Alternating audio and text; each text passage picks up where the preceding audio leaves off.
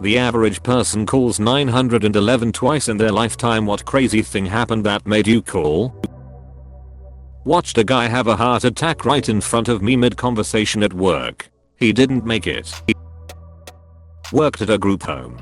Many of the kids were having a weekend back with their families. We had a couple of boys who, well, it wasn't safe for them to have a weekend at home. So we treated them like kings that weekend. Since they were super bummed about everyone else getting to have a family weekend.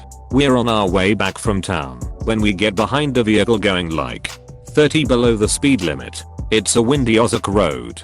So I chalk it up to some older folks uncomfortable with the steep shoulder and narrow road. But then they start weaving around all over the road. They took blind turns in the lane of oncoming traffic. It was scary. So we called 911 and reported a suspected drunk driver. Well, there's not much out this way on the road other than our ranch.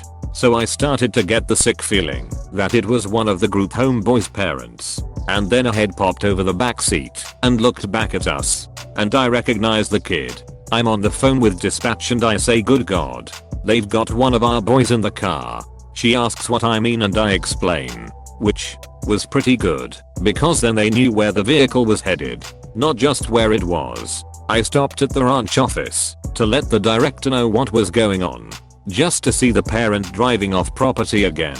Not even 10 seconds later a sheriff comes flying up the road. I ran out and pointed to the car that he'd just driven by, and he pulled the fastest U-turn I ever saw and took off after them. I went up to the house and went to check on the kid, and he said they'd driven from a town 2 hours away like that. He was white as a sheet and said he was shocked they made it here alive. She was arrested for her 9th DUI and driving with a suspended license.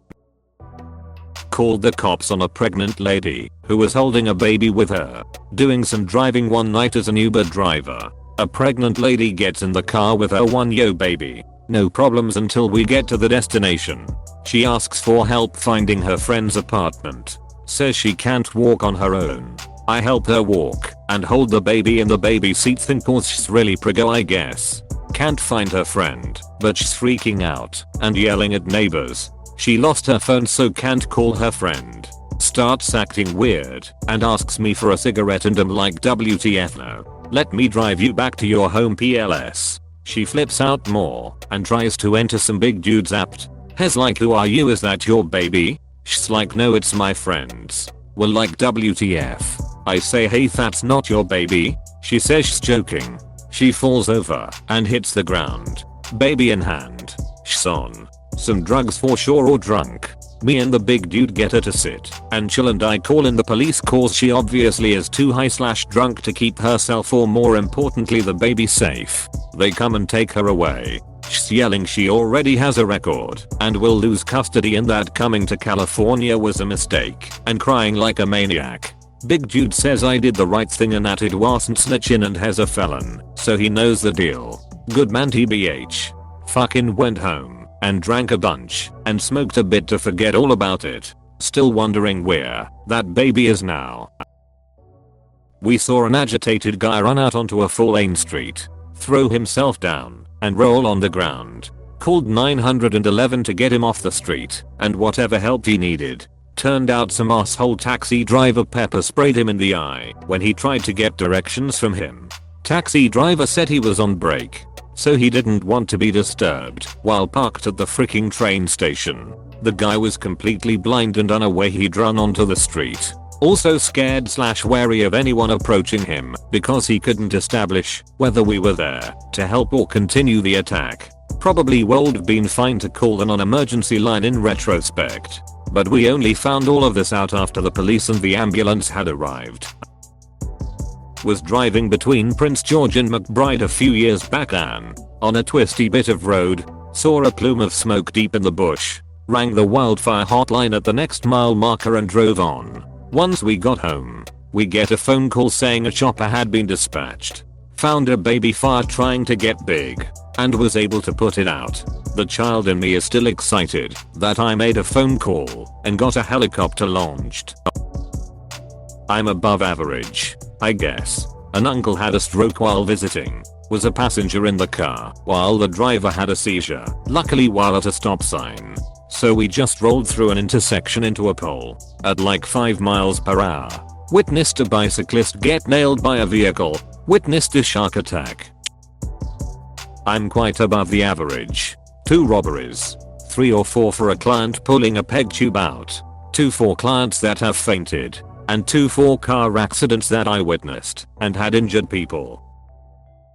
A friend of mine sent me a letter saying goodbye, wishing me the best, and saying he will end his life. He wasn't reachable afterwards when I called him, and he had struggles with mental health. I called 911 based on limited info I had about his whereabouts. The officers talked to me for a long while to find his brother's house, which I assumed where he was already, since that was what he had told me. I contacted some common friends too, but the ones I contacted apparently hadn't received such a message. I asked them to try to get in touch with him and let me know as well. Turns out he sent this letter to a few other people, one of whom knew that he was downtown.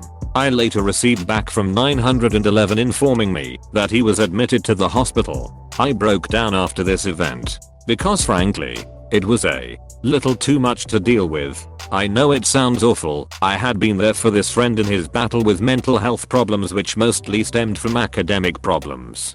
I wasn't strong mentally enough for myself. So to be a reliable, strong friend for him was a struggle. My aunt was unconscious. 911 told me I was lying as my voice was still so soft when I was 18, and they thought I was a child and they asked for my aunt to come to the phone. Good thing my grandma came back from the shop and called for help. I was working closing shift at a tobacco store in a small town. An old man, a regular, pulls up on his tractor and comes in to get his cheap carton of Santa Fe's. Now he was always on the tractor because he lost his license years ago for all of his DUIs. Cops knew him and never stopped him, but this was the first time he came in the store drunk. He stumbles in, grabs his carton off the shelf, and proceeds to the counter. I ring him up, tell him the total, and he just starts yelling. He is convinced I'm ripping him off and pocketing money because his total is more than the price on the shelf. I try calmly explaining that it is sales tax, but he isn't having any of it. Then he tries to grab me across the counter. When I moved out of his reach, he tried coming around to get to me, but he was too drunk to make it and fell. So, I call 911 because I now have a drunk and enraged old man on the floor. While I'm on the phone he starts threatening to rape me when he gets his hands on me. Dispatch heard everything. One thing about that store is that it is where the chief of police and all the cops got their cigars and dip. So I got to know them well. Next thing I know every cop in the city is in my parking lot, and the old man is being hauled off to jail. Court was something else a few months later. Let's just say the judge knew him well. This was in 2012. By 2013 I'd had enough. Got out of that town, moved back home to New Orleans and started bartending. The next time a drunk man tried to come across a counter at me I tackled him and held him until security got there to escort him out and wait for the police. Customer service jobs are much more enjoyable when you can defend yourself against assholes without having to worry about losing your job. Please click subscribe if you enjoyed this video.